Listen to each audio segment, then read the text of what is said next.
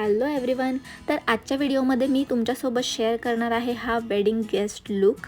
त्याच्यासाठी मी फेसवरती मॉइश्चरायझर लावून घेतला आहे आणि नेकवर लावायला विसरायचं नाही. त्याच्यानंतर लिप बाम ॲप्लाय केला आहे आणि त्याच्यानंतर मी प्रायमर ॲप्लाय करते टी झोनवरती.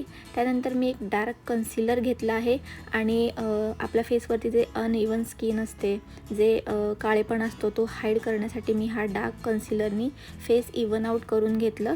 त्याच्यानंतर मी माझे जे आयब्राऊज आहेत ते फिल करून घेतले.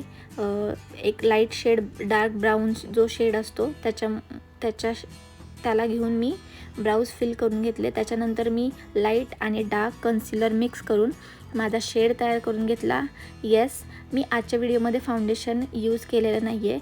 लाईट आणि डार्क हे दोन्ही कन्सिलर मिक्स करून मी हा लुक अचीव केला आहे. त्याच्यानंतर मी कॉम्पॅक्ट पावडरनी पूर्ण फेस जो आहे तो सेट करून घेतला आहे. त्याच्यानंतर मी ब्लश ॲप्लाय केला आहे. ब्लश ॲप्लाय करायला मला खूप आवडतं. त्याच्यानंतर मी कॉन्टोर केला आहे फेसला. आधी आपण चिक्सला असं पाऊट करून आपण कॉन्टोर करतो चिक्सला. जर ज्यांचे जास्त चबी असतील तर त्यांनी क्रीम कॉन्टोर केलं तर जास्त बेटर वाटतं. त्याच्यानंतर मी नोज कॉन्टोर करत आहे. त्याच्यानंतर मी हायलायटर, आपल्या फेसवरचे जे हायलाईट पॉईंट्स आहेत त्याच्यावरती मी हा शॅम्पेन कलरचा हायलायटर ॲप्लाय करते आहे. गर्ल्स, तुम्हाला जर मेकअप व्हिडिओ डीपमध्ये हवे असतील तर मला कमेंट्समध्ये नक्की सांगा की तुम्हाला जर प्रोडक्ट्सचे रिव्ह्यू किंवा प्रोडक्ट्स कोणते कसे अप्लाय करायचे, कोणते घ्यायचे, कोणत्या स्किनसाठी कोणते प्रोडक्ट अप्लाय करायचे, हे जर तुम्हाला प्रॉब्लेम वाटत असेल मेकअप करताना, तुम्ही हे प्रॉब्लेम फेस करत असाल तर मला कमेंट्समध्ये सांगा. मी डिटेल व्हिडिओ पण टाकत जाईल मेकअपच्या.